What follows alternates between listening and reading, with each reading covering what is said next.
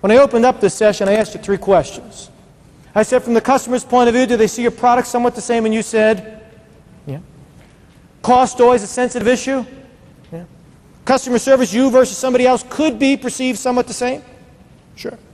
So from your customer's point of view, your product, your cost, your service is viewed as the same. And if you, as a representative of your company, go out and ask the exact same questions that every other salesperson in your territory is asking, not only is the price, product, and service viewed as the same, but so are you. The number one thing the customer buys is you, the relationship. I really liked his approach. I really like hands-on presentations where there's a lot of interaction, a lot of exercises, not just a speaker that stands and preaches and talking heads type situations. Charlie doesn't do that, and it's fun. He brings fun to the classroom as well, which you don't see very often, and not just by telling jokes, but actually creating an environment that's a little competitive and a little bit challenging, and people enjoy that. And the people that we work with, they're the top 5% graduates of their schools. They're very intelligent people. They like a mental challenge. And I think he certainly brought that about for them. But before I come back to this list, what I'd like to do is share with you something that's influenced the way I communicate, is now literally influenced nearly 1 million people in the way they communicate, and maybe, just maybe, ladies and gentlemen, may impact you. But I'll take you back a couple years when I was in the process of completing my graduate work in training and development, which is adult education.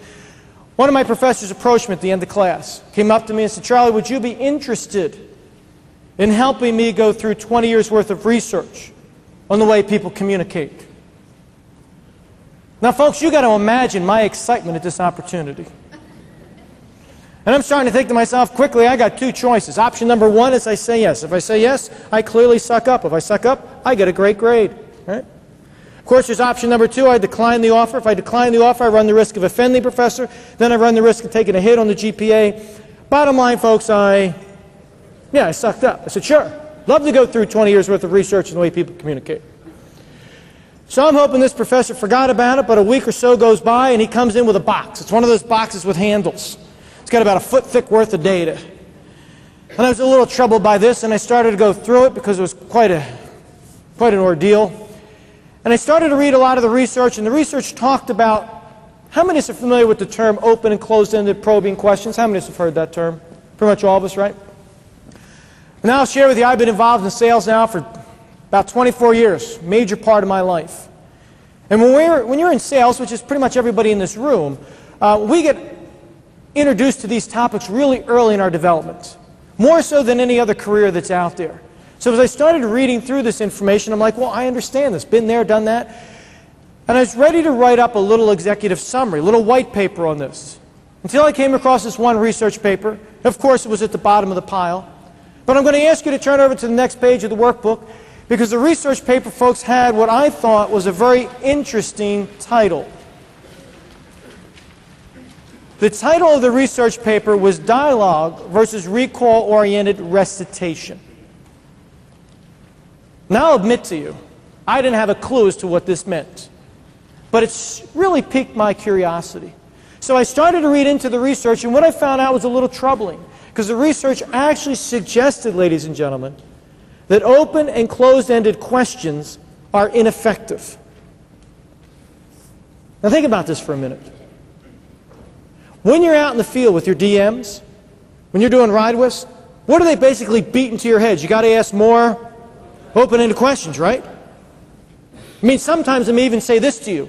Could you do me a favor? Could you just ask a question, right?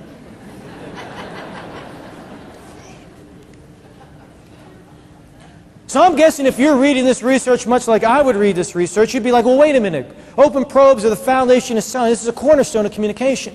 And you probably push back a little.